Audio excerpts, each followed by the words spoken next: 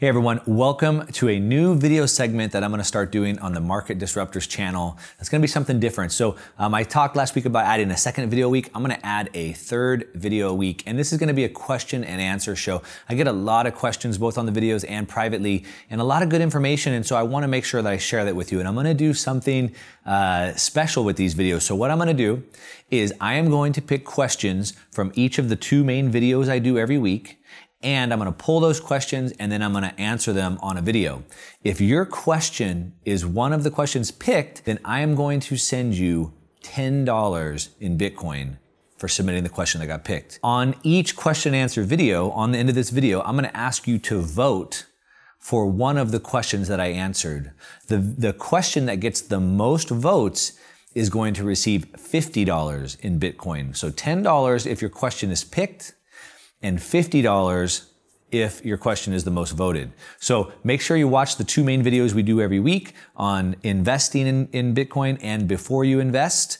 Put your questions there and hopefully you'll win $10 or $50 from that. Now, a little bit about the rules. So first of all, in order to win, you must be subscribed to the channel. I know a lot of you guys are watching these videos and a lot of you guys are even commenting on these videos, but you're not subscribed to the channel.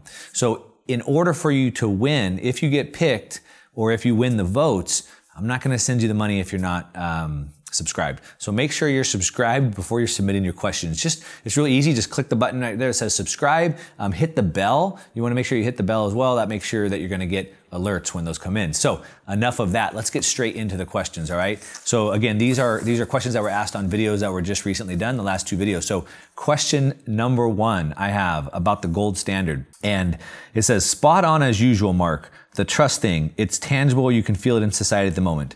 Question, do you think this could be linked to coming off the gold standard in a deeper sense?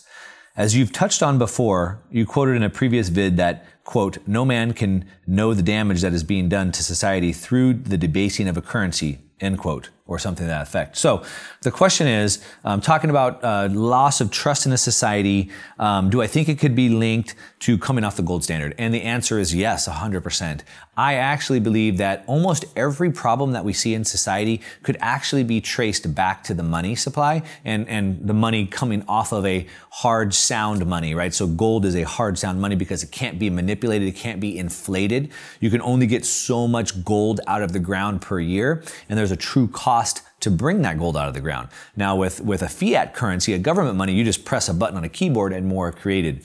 So a hard sound money like gold cannot be inflated. Now, the question, do I believe this lack of trust leads to coming off the gold standard? Yes, like I said, all these problems in society are related back to the money, because what happens is when you inflate a money, as you create more, as you inflate the money supply, it makes the existing money worth less. My $10 used to buy this before, but now 2 years later, my $10 buys less. And so what they did is, even though my $10 is still $10, the value or what it can buy me has gone down, and that's theft. They're stealing from that. And people want to know why there's this big gap between the rich and the poor, why there's all this inequality, why are people so angry across Europe and the United States? And it's because of this. Their wealth is being stolen. They're unable to store their wealth, and the money that's being created is not being dispersed evenly. It goes to the top. It goes to the elite few at the top. And so all of these problems, and that's just to name a few, all relate back to the money. So to answer your question, yes, I do believe that is the case. Question number two. This is from Lynn. It's a great question about educating kids. The video did not disappoint. Thanks for educating us. Since you have an elementary school age child, I would love for you to do a video on approaching the subject of Bitcoin and cryptocurrencies with that age group and how to go about educating them early about crypto. Now, that's a great question. It's a question that I really like because I'm constantly trying to educate, right? That's the purpose of all these videos, is to educate. And I would say that the way that I would educate an elementary child wouldn't be much different than I would educate anybody else. And it's really, how do we do that? So how do we educate and approach the subject of Bitcoin and cryptocurrency? So I wouldn't just approach Bitcoin and cryptocurrency. What you want to do is you want to educate about the problem. All right. Why Bitcoin and cryptocurrency is the question to be asked, not what. So I wouldn't educate about Bitcoin or cryptocurrency. I wouldn't say that it's this digital money and it uses this blockchain and we use these wallets to send Bitcoin. I wouldn't talk about any of that. I would just talk about the problems. And as a matter of fact, I just had this talk with my 4th grade child yesterday, and I just started talking about money, and I talked about how the money in your bank account loses value every year. And that how it could also be taken away, it could be seized or stolen. The bank actually owns that money, and they owe it to you, and they're actually the ones that decide what you can do with it. If they don't want you to send it to somebody, they can block it. I talked about how the elite, all the problems I just talked about before. I explained all these problems, and a young child was like, "Wow, that's not fair. That's not right." And what she actually said was, "Why don't people know about this? Why don't people do anything about this?" And so then, of course, once that problem had been magnified, I said, well, we have a solution. And that's what Bitcoin is trying to do. So that's the approach I would take. I would discuss problems, explain how those problems are impacting us, you, her, etc., and then present the fix for that. So that's how I would do that. And of course, I would do that with anybody. And that's what I do on these videos, like the one I just did on trust. However, of course, the way that you talk to somebody younger might be at a little bit of a lower level. All right, great question. Now, question number 3. The question I wanted to ask you, please, let us say I store Bitcoin or any other cryptocurrency in a wallet. This wallet's interface is made by a third party. Of course, right? You didn't design it yourself. What if they delete this interface? Won't I lose access to my Bitcoin or altcoin wallet? Therefore, I presume I would lose my funds or not. Okay, so what he's asking is you have a wallet, that's where you store your Bitcoin, and you didn't build that, right? You're not a software developer, so you've downloaded that from an app store or some website.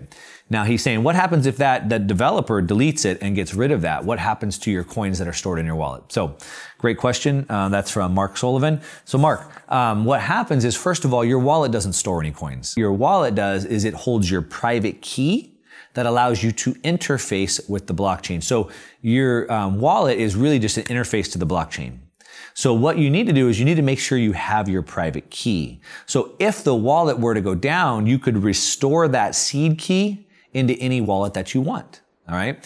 Now, depending on which wallet you have and which wallet you want to move to, the directions are different. So I'm not going to go into all that on this video.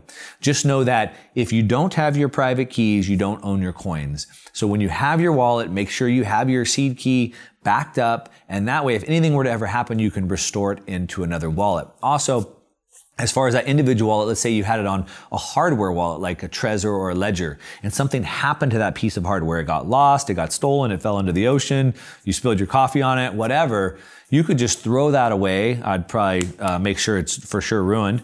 You could buy another one, and then you could restore it with a 12 or 24 word phrase backup. So make sure you have your phrase backups, make sure you have your private keys stored, and that way if anything happens, you always have your keys and you can move on. Great question, Mark. This question is about allocation, and this is from Ray T. Nice video as usual, Market Disruptors. Thank you, Ray. I'm just curious, what percentage do you think I should have in crypto Bitcoin? Not financial advice, of course, but what do you like to do? All right, so I'd really love to answer this question for Ray and for everybody specifically. The problem is that the answers change from person to person and over time. So what you want to do is you want to look at your own situation, and as your situation through life changes, that answer to that question changes, right? So you want to consider things like, what is my age? What is my time horizon till retirement? What's my income? What's my tolerance for risk? So let's say that I'm young, I make a lot of money, and I love extreme sports. Well, then I might want to put more money into riskier assets, because that way if I lose them, I have high income coming in and I have enough time, my time horizon is long enough where I could make that money back. But let's say that I'm old, my income's very low, I have no more income on retirement and I have a fixed income. Well, in that case, I'd want my allocation to risky assets to be very low. That way, if I do lose that money, it doesn't affect the rest of my portfolio. So that's not a one-size-fits-all answer. And like I said, it changes throughout time. Because let's say that right now, I'm making a lot of money and I'm feeling really risky and I want to put 50% of my assets into cryptocurrencies. But let's say that like next year, I lose my job, I have to get a new job, I don't make as much money, and now I'm not feeling like taking as much risk. I might want to lower that allocation from 50% down to 10%. And so that's why I want to teach you how to think about it and not just answer that question. So hopefully that answers it as best as I can, Ray. Think about your age, which is your time horizon. Think about your income, and think about your tolerance for risk. Now, I've put together a guide that can walk you through this whole process of asset allocation. Check the links down below. You can download the guide for free. I'll put a lot of time into it. It's super helpful. And this will teach you how to think about it so you can change throughout time. All right? Thanks for the question, Ray. Now, next question. This next question is about crypto assets. And this comes from Scott Hipkin.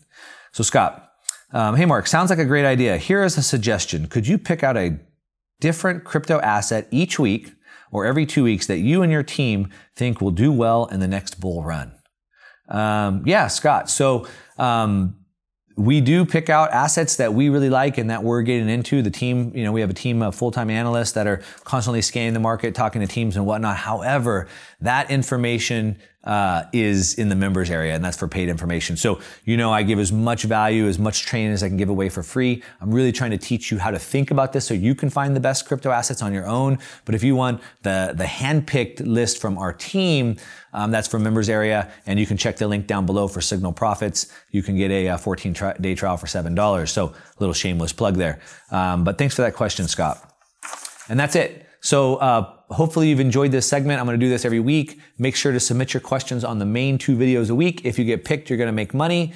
And then vote below. Just put a question for which video, or put a comment for which question that you liked. And that's it. Hope you enjoyed it. To your success. I'm out.